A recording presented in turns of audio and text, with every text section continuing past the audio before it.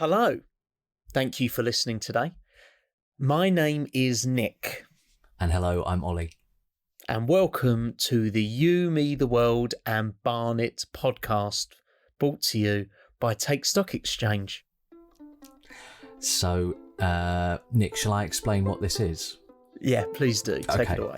So, 7 or 8 years ago, I can't quite remember how long, Nick and I founded a company that we call Take Stock Exchange. Most people think of us as some sort of financial investment firm, but we're not. We're a community storytelling company. What does that mean? So, we try to use storytelling and conversation to bring communities together. Generally, we work in a specific geographical area. It might be really small or it might be much bigger, like a borough of London. And we go and we talk to different community groups in the area, and then we tell stories about those interactions. The idea was that people get a little insight into other people's lives. People get to express themselves, to explore their own thoughts, ideas and feelings, and to understand other people's thoughts, ideas and feelings. And through that process, the idea is that everyone has a little bit more empathy and a community functions a little more, healthily, I suppose is the best way to say it. Nick's sort of shrugging a little bit. I think that's the best way of describing it. That's the hope. Yeah, that is the best way of describing it. And all of our projects have been live, well, bar a couple, but the pandemic has made it impossible. We usually have a live show at the end of our projects where we invite everyone from the community to have a big community meal. But of course, that would be a super spreading event. So we've made a podcast instead. So what you're about to hear are stories from our project in Barnet, which is called You, Me, the World and Barnet, as well as reflections on those stories from people that we've already told the stories to. The people that we've spoken to come from different groups across the borough. We've tried to speak to as wide a variety of people as possible across a whole load of different demographics. So, young, old, a mixture of races, religions, of living situations. And the workshops, the conversations that we've done have been recorded on Zoom, which means that when you hear what you're about to hear, some people's voices might be a little higher quality than others. You might hear some charming background noise going on as well, like, I don't know, babies or lawnmowers or spouses yelling about the fridge being left open or something like that. I think we've even had a couple of people yelling about going to the toilet and that sort of thing. But hopefully it'll all add to the colour of what you're about to hear. Okay, so here are the first set of stories. Now, as we've already said, the project is called You, Me, the World and Barnet. But who supports Barnet could be the title for this set of stories as well. Anyway, what you're going to hear is 3 short stories, then recordings of people reflecting on those stories. I hope you enjoy listening to them.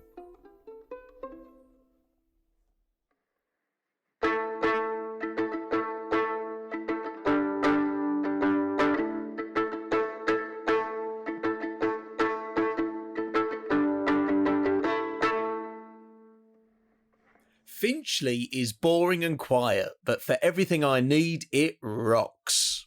A man with heavily tattooed arms and a thick-ish Welsh accent pumps his fist into the air as he says the word rocks, before explaining what he means, which, it turns out, is that now he has a family. He believes he lives in a place that is very well suited to his and his family's needs. But if he was younger, freer, more single, perhaps that wouldn't be the case. With the staff of an arts centre in North Finchley. We're on a Zoom call, of course. Everyone's staring at screens that contain little boxes with video feeds of everyone else.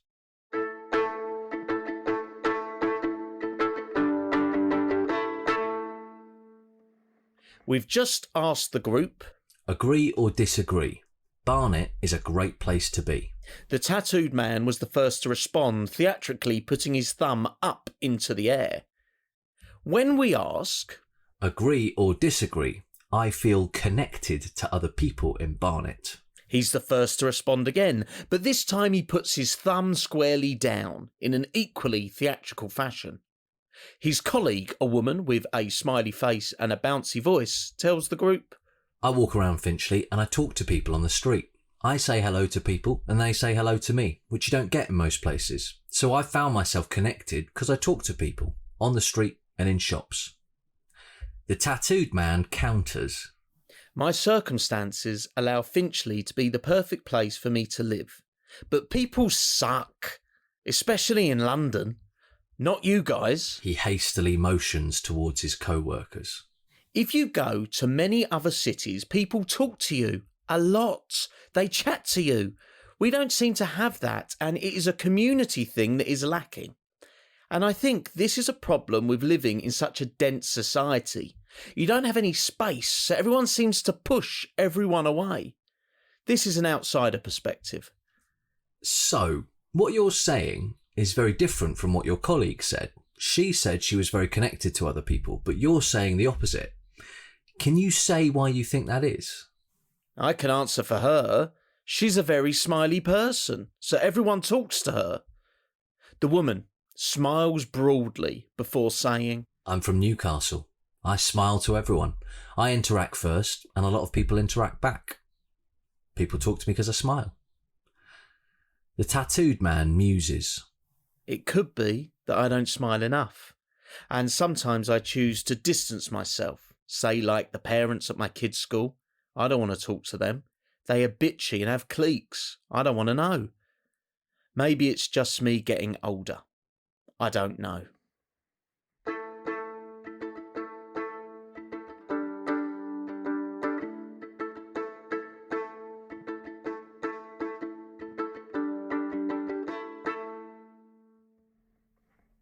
Okay, so you've heard our first story, and here's our first comment.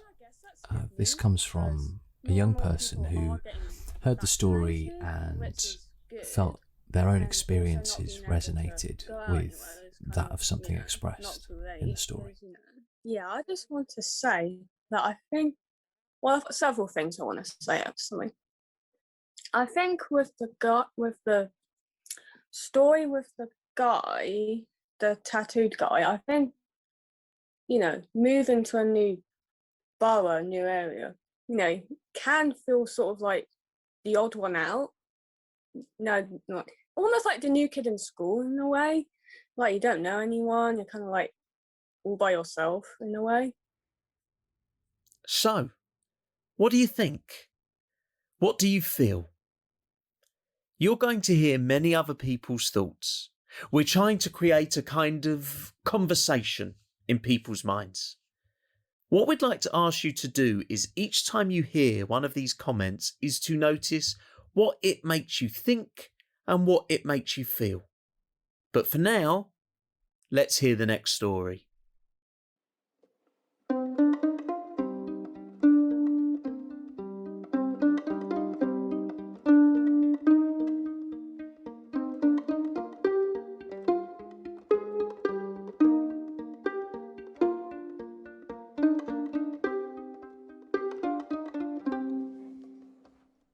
We're with a group of mostly older people. The majority seem to be in their own versions of home offices. There are bookcases, printers, filing cabinets behind them. This is a group of volunteers who work with health services in Barnet to make it as easy as possible for people to access care. The group happily smile and chit-chat with one another, catching up on how they've been over the past month before the serious business of the call gets underway.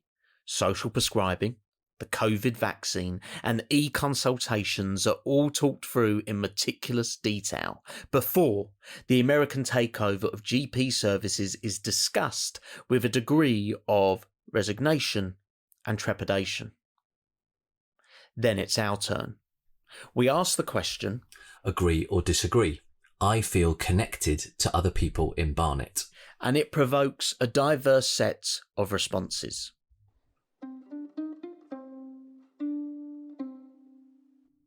I belong to a readers group, University of the Third Age.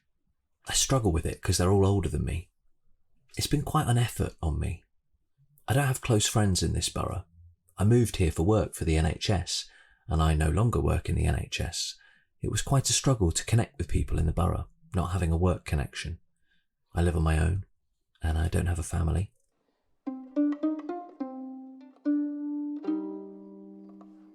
The only people I know are the people with the groups I belong to, and the groups are all a bit sameified for my liking in a way, so it's not a varied experience. It would be more interesting if I could interact and exchange with a lot more different groups.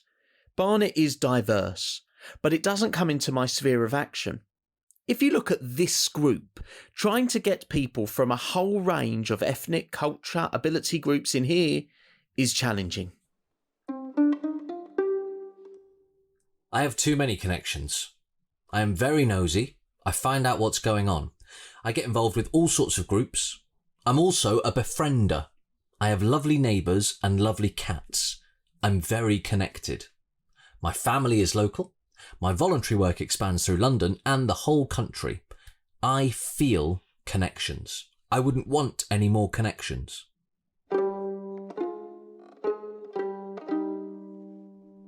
The road in which I grew up, everyone knew each other. There is not the same togetherness or neighbourliness that I grew up with. I miss that.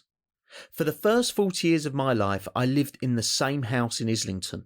My mother used to go to the local shops just up the road, 100 yards up the road, and she'd be gone for 2 hours. She'd talk to the person at number 10, and then at number 3 on the way up, and at number 14 on the way back. Community does not exist where I am at the moment and is missed. Do you think that's because of where you live now, or is it more a sign of the times? I think that it's a sign of the times. Unfortunately, it's a sign of the times.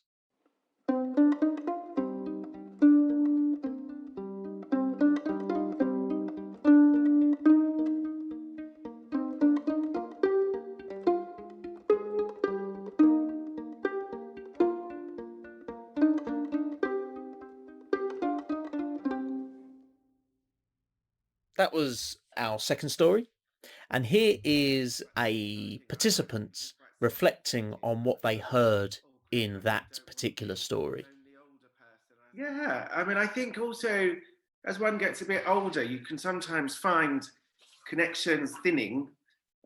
People start moving away, and it's important to, keep renewing our our networks and our circles and our connections. Yeah, it's just a reminder, really, of a kind of sense of, as I get older, I'm not going to let myself see that thinning happen, if you like. I'd rather see myself getting involved in more and more things than fewer things. The quality of connections is the important thing, isn't it? Because that person said, I'm in lots of groups, but they're all very samey. And I'm a bit like, then you've got to think about what you're doing, because it is around quality of relationships. There's no point when you could know 1,000 people, but if you know them all in just in passing, you're going to feel lonely. But the important thing, people have to invest in relationships, and I'm talking about every sort of relationship there, whether it's professional, whether it's volunteering, whether it's how we treat our neighbours and how we catch up with them. And now on to the last of this first set of stories that we're sharing with you.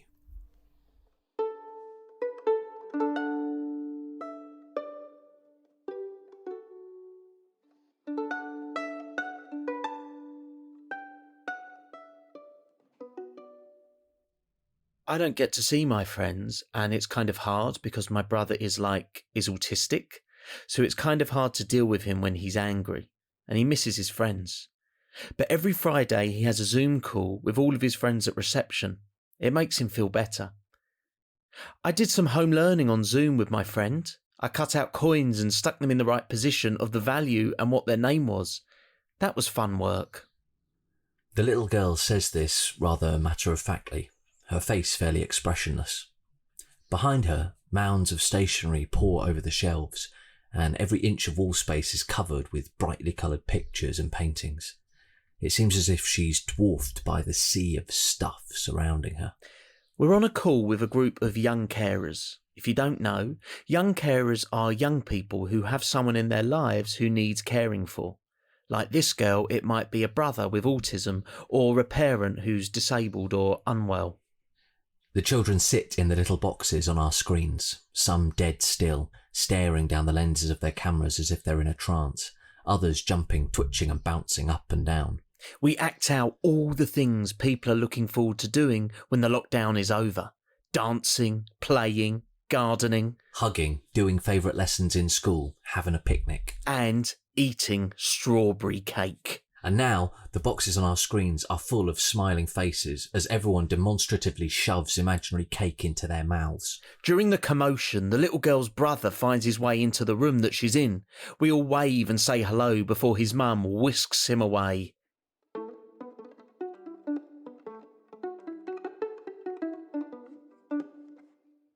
We asked the group, agree or disagree? The future will be better than the present. The little girl puts her thumb up and angles it towards the camera.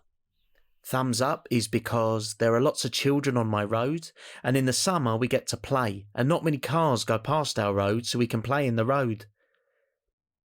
It's hard not seeing anyone now.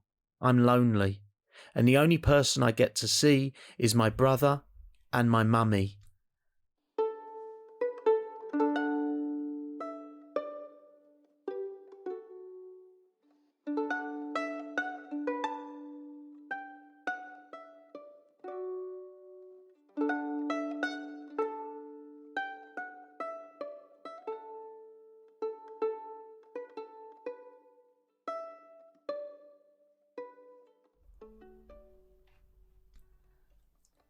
So that was the last of our first set of stories.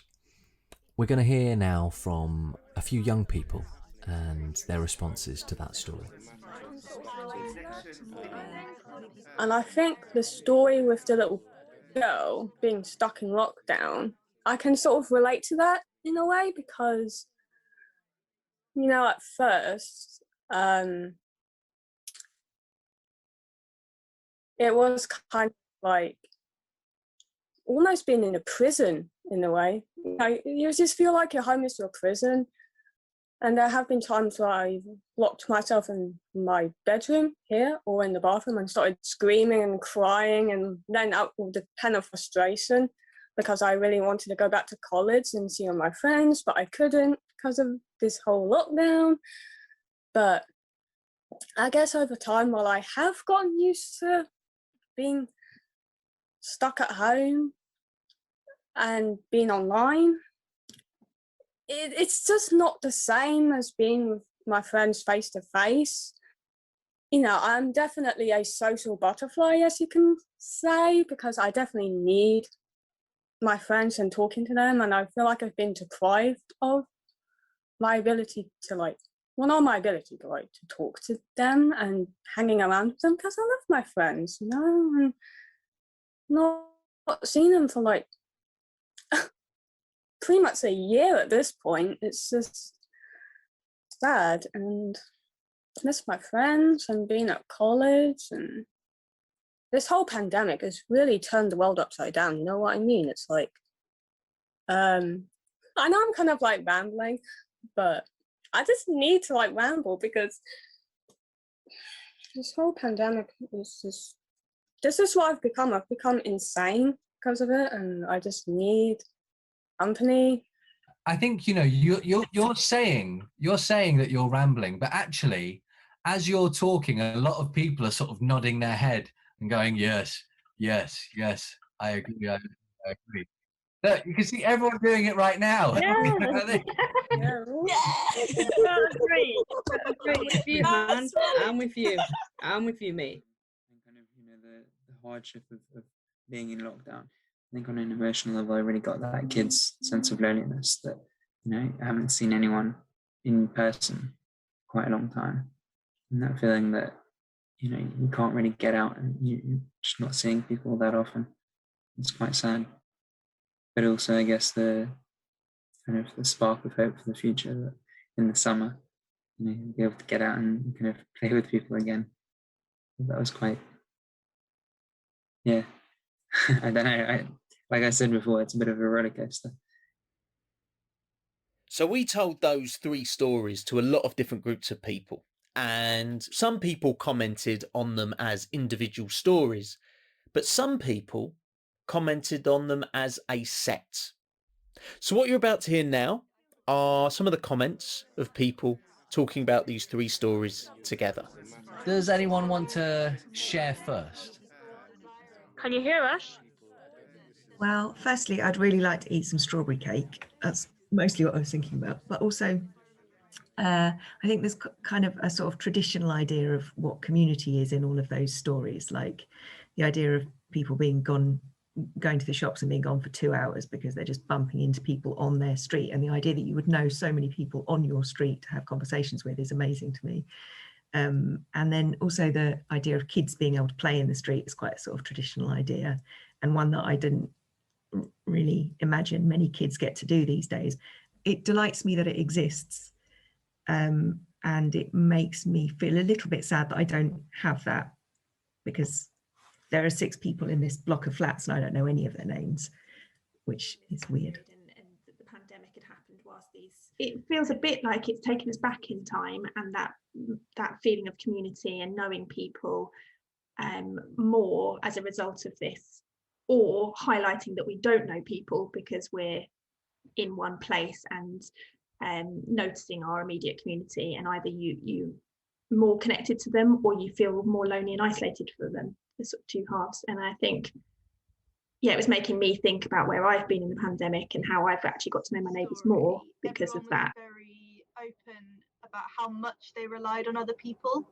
I thought the amount of contrasts was really interesting, but also how there are some people desiring things that they're talking about it as if it's a million miles away. Like the person who was talking about, if I remember rightly, they grew up on a street where they knew everyone and now they had nothing. And so they're talking about it as if being in that position and having that sense of community just isn't attainable. But then directly after it, you've got someone talking about how they have that now, and just those different perspectives, but like they're in the same group, they're in the same community, but they have such different opinions, and it feels like they think they're in completely different worlds. Oh, is my connection gone? That was actually, I found quite amusing. I'd like to listen to that conversation. I tell you what I found fascinating is how everything is a matter of perspective, and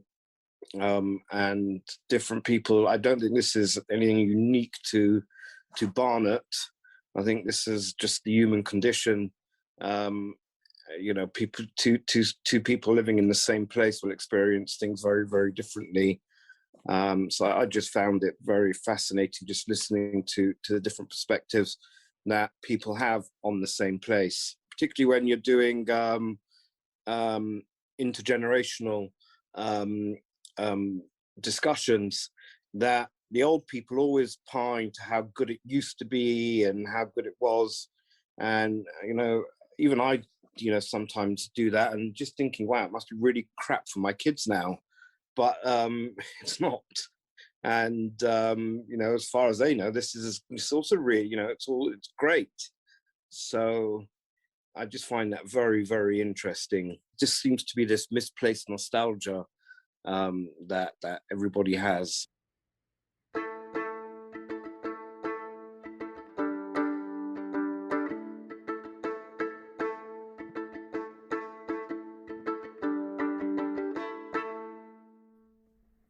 Thank you very much for listening. That was, it's almost the end of part 1 of You, Me, the World and Barnet 2021. We hope you have enjoyed listening to the stories. We hope you've enjoyed listening to people's comments, and I hope it's stirred, moved, created a set of thoughts and feelings within you.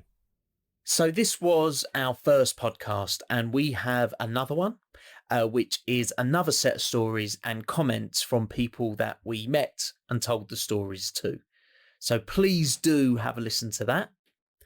Ollie and I are going to leave you now, and we're going to leave you with this. Which is that I think this kind of exercise is one of kind of snapshots. It's almost like flipping through a book of pictures from people's lives, and we get this kind of small picture of time of like a birthday party, and we get kind of going outside and seeing other people, and we get the story of the woman going to the park, and we get these kind of different snapshots of time, and I think in some way it's quite humanizing. So it means you kind of get to see other people's very kind of human sides, even though it's just a very kind of small part of their life, even though it is that just snapshot of that person's life. I think it's quite I don't know, I think it makes people feel much more connected, even with just that kind of small piece, because it's a piece of somebody else's life. That's the end of our time together. And thank you once again. Bye, everyone. Bye.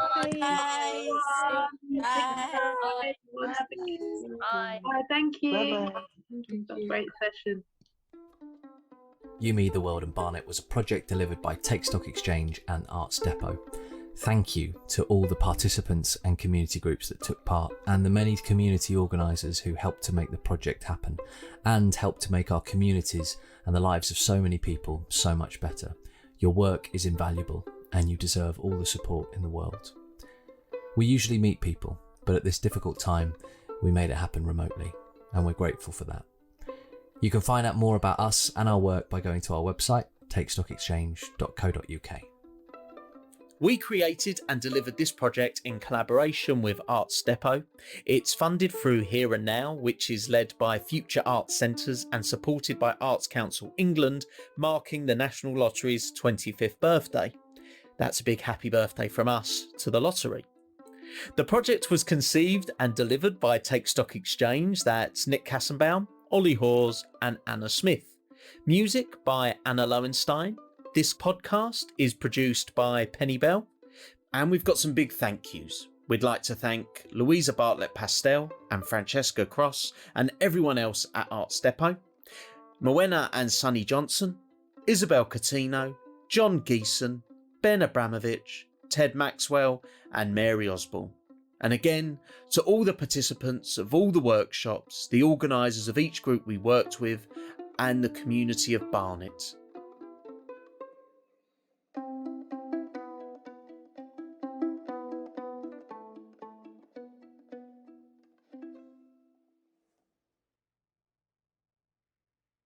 I don't know if anyone else noticed, but name changed towards the end of that story to Need Toilet. It's changed back which I'm glad about. What are your thoughts and feelings right now? Me? To you. Yes, you. First of all, about the name change, I couldn't really speak, interrupting you, so I had to change it. I think everyone needs the loo. That's just one of the effects of a Take Stock Exchange workshop. Oh, sorry, my doorbell's just rung. I will be back.